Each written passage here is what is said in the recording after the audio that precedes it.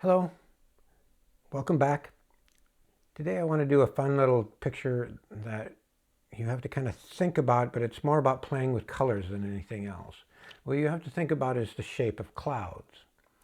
And it's more about the white areas, we're just leaving the color of the paper. So the colors that you're going to put in your cloud are the colors that are going to be kind of in the shadows. The round part, where they come together, that's where we're going to have to put the color on the part that's behind the cloud. So there's going to be layers. So the first thing we want to do is there's going to be a big, what we used to call thunderheads. And we're going to lay out and we're going to put down some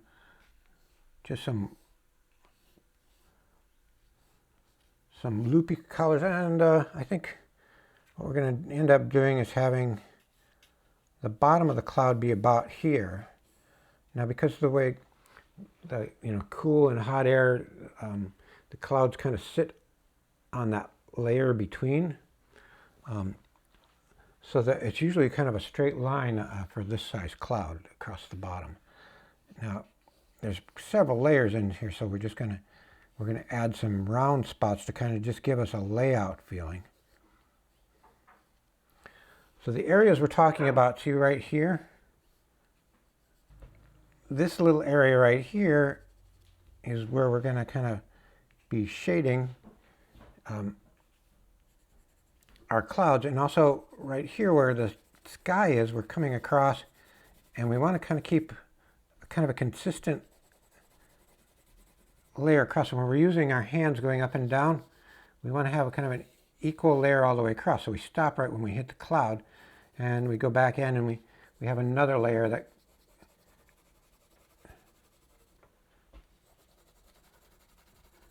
so you know me, you know that I like to leave areas where they kind of breathe in, but sometimes I'll go back and just keep darkening it and darkening it. So right now, in this just layout phase, we're just adding in colors to kind of block in where we're going to have a feeling. Now, in this picture, I want to add a little bit of green up in the sky just to give me a little bit of variation. Down in this area down here, underneath the ground, we're going to have areas where there's light coming through the clouds. So these lines here are up and down. These lines are angled. You can think of them either because the cloud is moving and it's leaving trails of rain behind, or if this is where the sunlight's coming through between clouds.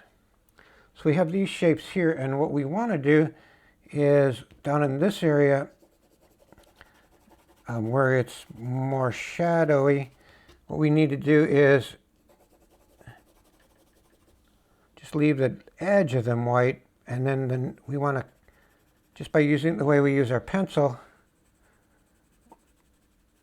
by darkening in, we want to create another line of clouds there. We can do that with, we can have the background be a little more pink, and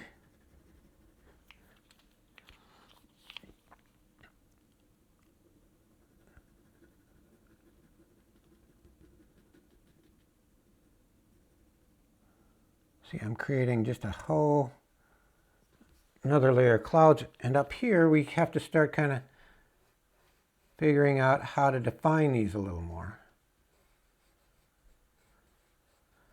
So this top one, does it, and I would be defining it not by making the edges so much as moving the sky in to kind of give me some more rounded. So this is very abstract because you're just kind of making up a cloud in your head. But you have to decide which side goes over. If this one goes over, then the cloud that goes behind it has to have a little bit of shading right there.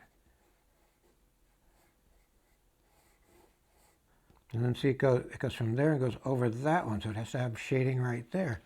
So you work your way down, and you want to add lots of colors. Like down here, right now I'm showing you adding in some orange, and then right over the top of the orange, maybe I'll put purple, which gives me more of a dark color. And if I add green on top of that, then it's almost a black, a gray.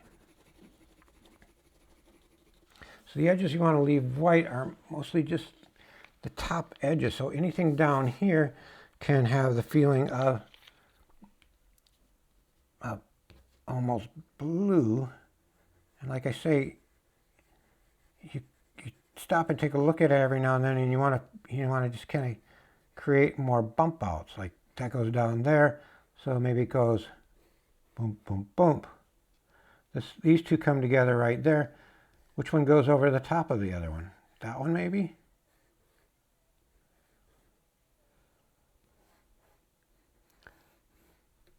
So you keep adding and you kind of keep figuring where they go. And practice putting in,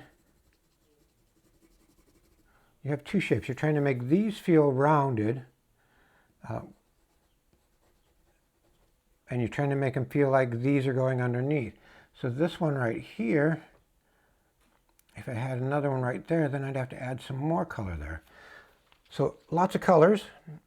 And in the end, what I ended up doing is I darkened this whole part a lot more. I maybe put too many little puffs up there. But you see how I kept adding colors in here? You can see orange, purple, some greens. And down here you can see how I added layers of clouds by simply just adding color. So down here it's almost all color straight across with some white popping up. It might have looked a little better if I'd left some white on the edge there too. And you can also color the whole thing in and then take your eraser and erase the white areas. Down here, like I talked about, the dark and light areas. When I got to the grass, I started going this way across so that it draws my eye to where that line meets kind of a slightly curved line. I put in a couple either horses or cows and little tiny orange lines that when it got to here, they had a dark blue shadow on one side to look like a fence, and to about right there you can see I have little tiny kind of wiry looking lines. The hint of a barn back there with a hint of a couple trees, just to give the feeling of how really huge it is. So look very carefully at this. There's green in here. There's lots of different feeling in here. It's just a fun, this, maybe isn't really what a cloud looks like, but it's fun just doing all those colors in there. And it's fun to know that when you change angles, that you can kind of guide the eye into something. By having darkness up here, it makes this look a lot brighter. This is the same color as this down here, but this one maybe doesn't feel as bright because it doesn't have that darkness next to it.